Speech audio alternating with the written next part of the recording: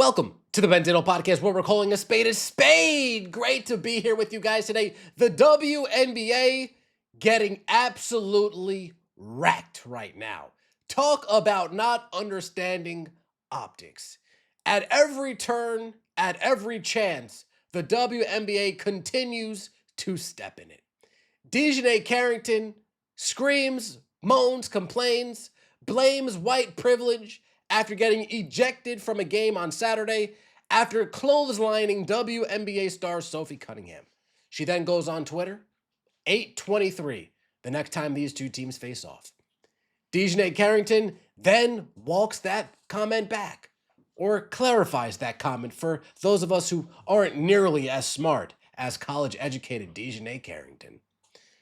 Then the next game that Dejanay Carrington is able to play, somehow she goes off. A career 8-point per game player, someone who is a role player at best, somehow has a career night the following game. No wonder why the WNBA didn't suspend Angel Reese and Paige Beckers for gambling. Why would they suspend them when they themselves don't even bother hiding fixing games? WNBA goes out of their way to promote, to highlight Dejanay Carrington's career night, and fans killing them over it. Let's get into it, shall we? Like the video, hype the video, let me know your thoughts in the comment section below, and subscribe to the channel. That would mean so much to me. Let's start right over here. WNBA player Dejanay Carrington blames white privilege after being ejected for a hard foul on Sophie Cunningham. Carrington was given a flagrant 2 and was immediately ejected. She then apparently rushed to the locker room so she could blame white privilege. You guys remember this play, right? Face coming down, trying to prevent the layup, but that is just a hard hit. That's definitely Cole cocking, Sophie Cunningham not going for the ball. Dejanay Carrington, a dirty player, one of the dirtiest players in the league. You know it was on purpose. She didn't even say, my bad. She didn't even act like, damn, that was an accident. The first shot that she had at Sophie Cunningham, the first opportunity that she got at Sophie Cunningham, she took it. She then runs into the locker room and screams, white privilege. Then Dejanay Carrington, after taking so much heat, after getting called out by many people in the media, those who follow sports and those don't, Dejanay Carrington attempts to walk back / clarify / take the appeal to authority route. Quote, I've never once claimed that the assessment of the foul was white privilege. That's your assumption. Try exercising your critical thinking skills. I know you studied psych. Furthermore, I'm the last thing from ignorant or asinine when it comes to speaking on white privilege. Do your research on that one. I actually went to school, one of the top universities, I might add, to educate myself on the exact subject. I would never use that term as a rhetorical weapon, knowing the historical and social weight it holds without having the proper evidence to substantiate it. Dejanay Carrington got a major in African American Studies. Now, apparently, African American Studies is code word for white privilege studies. I didn't know that.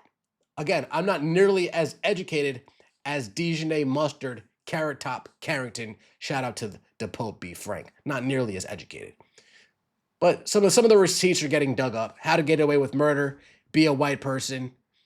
Oh, look at Dejanay, so privileged. So privileged, going to a private school where tuition was $25,000 a year.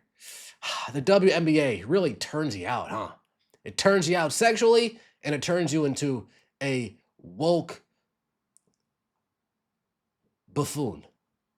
2 nights after attacking Sophie Cunningham's face, getting ejected for a flagrant 2, and posting white privilege from the locker room, Dejanay Carrington was right back in the spotlight, and the WNBA orchestrated it all. She didn't start, which helped the optics. But once the game started, the fix was in. 27 minutes, the second highest of the game. 20 shot attempts, the team high, 8 more than anyone else. Off the bench, she shot 8 times more than anyone else. 10 free throw attempts, team high. 26 points, team high. Her season averages coming in, 16.5 minutes, 8.5 shots, 5.5 free throws, 12.5 points. This is a league protecting the image while feeding their narrative. Folks, it is so clear that this was scripted for her to have a game like the game she had last night. Clear as day, they're not even hiding it. Clear as day, they're not even hiding it, and that explains why they're not punishing Angel and Paige for betting on games. But this is where we get to the WNBA getting roasted. WNBA celebrates DiJonai Carrington, goes out of their way, celebrates this dirty player who sidelined many players, and here we go. You shouldn't be celebrating that racist. You should be suspending her. I thought the WNBA claimed to have, quote, no space for hate. Why do I denounce white privilege? Because I've tried to look white all my life. Damn. And they won't give it to me. Oof.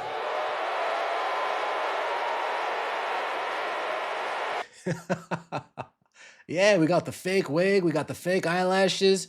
We've lightened our skin over the years. If you don't believe me, damn. I know there's a such thing as good lighting, but damn. This is the Beyonce skin lightening treatment. Yeah. I went there. This is the Beyonce skin lightening treatment. This is the Serena Williams. Yeah, I went there again. Skin lightening treatment. They all must have gone to the same place. She should not have been allowed to play this game. What was the punishment for breaking the rules about posting during a game? That's true, right? She broke the rules. Very true. She broke the rules. They cannot use their phones while waiting in the locker room after getting ejected from a game. She broke those rules, gets absolutely zero punishment. The WNBA then goes on to celebrate her. Should I assault a white player and then post about white privilege? Did the league address the white privilege comment? Again, this is the same league that suspended a head coach because she called Angel Reese a protected species. Yet DiJonai Carrington complains about white privilege and there's no punishment. Talk about a double standard. Talk about rules for thee and not for me. What's the difference, you might add? You might ask? Well, one's a black player and one's a white coach. And in this league, the asylums, the inmates run the asylum in this league. She clotheslines a player, screams white privilege, proclaims she hates white people, and the morons running the WNBA celebrate her. So we just gonna ignore her race-baiting bullshit? She should not even have been on the floor tonight. Total BS. Rivals week? She should have been suspended. You are ruining the sport for women and girls, setting us back 20 plus years. Those in charge should be fired. The WNBA is in a rough spot. The roughest spot that they've been in, only because people are now paying attention to what a dysfunctional mess this is. When it's a dysfunctional mess, nobody's paying attention. It's the tree in the woods. When it falls, it doesn't make a sound. But now that people are paying attention, they're seeing trees fall left and right, and boy, it's echoing through the forest. Jason Willock, look at what the WNBA stole from us. The young lady on the left is the dream of every black father and every black son. The woman on the right is feminism's creation and a nightmare. DiJonai Carrington in both pictures, one in college, the other in the WNBA. I would argue 60% of that, being generous, seriously, it's more like 70, 75, of the league would have radical before and afters just like this due to undergoing the WNBA indoctrination, period. Her dad's a minister. Her dad and mom poured everything into her, including an intact marriage and private schooling through high school. Damn, fixed it. Got rid of the wig and put the natural. Wow. Let me know your thoughts in the comment section below. Like the video, subscribe to the channel. That means so much to me. See you next time, and as always, take it easy.